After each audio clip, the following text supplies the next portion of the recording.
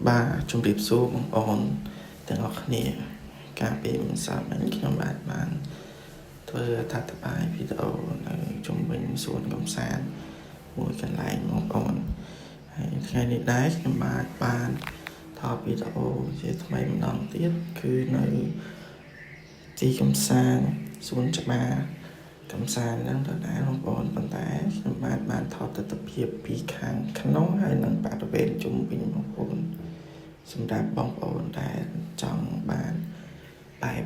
កំសាន្តអារម្មណ៍ធម្មជាតិនិងកន្លែងបរិភោគអាហារបងប្អូនហើយបន្តិចទៀតនេះបងប្អូនក៏បាននឹងឃើញដែរបងប្អូនថាជុំវិញមានធម្មជាតិហើយនឹងទន្លេបងប្អូនតែបងប្អូនមើលទៅឃើញបងប្អូនមានស្ពានណាបងប្អូនស្ពានឆ្លងកោះបងប្អូនហើយនៅក្នុងនោះដែរក៏មានដែរបងប្អូនតិចទៀតបងប្អូននឹងបានឃើញថានៅខាងលើហ្នឹងគឺមាន Sky Bar បងប្អូននៅក្នុងបរិវេណ Sky Bar នេះក៏មានកន្លែងសម្រាប់បងប្អូនដូចជាបងប្អូនចង់ជួលសម្រាប់ meeting ក៏មានដែរបងប្អូនគេថា space available for meeting បងប្អូន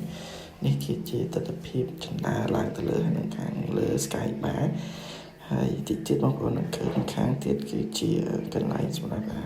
គេថា space available for meeting បងប្អូនការថតនេះឡើងបងប្អូនចាំឲ្យបងប្អូនទស្សនានៅបរិយាកាសនិងជាការអភិវឌ្ឍជឿនលឿននៅក្នុងប្រទេសប្រជាជាតិកម្ពុជារបស់យើងបងប្អូនដែលមានការរីកចម្រើន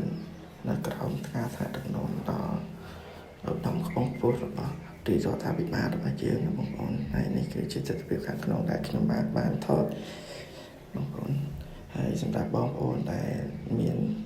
ការចង់បរិភោគអាហារហើយនៅលេខបែបធម្មជាតិអាចមកកំណើធ្វើដំណើរកម្សាន្តមកនៅក្នុង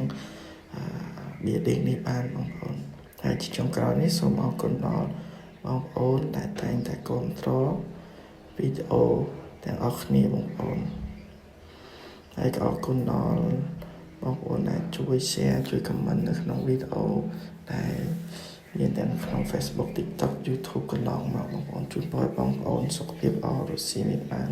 ជោគជ័យគ្រប់ភារកិច្ចទាំងអស់បងប្អូនអរគុណដល់បងប្អូន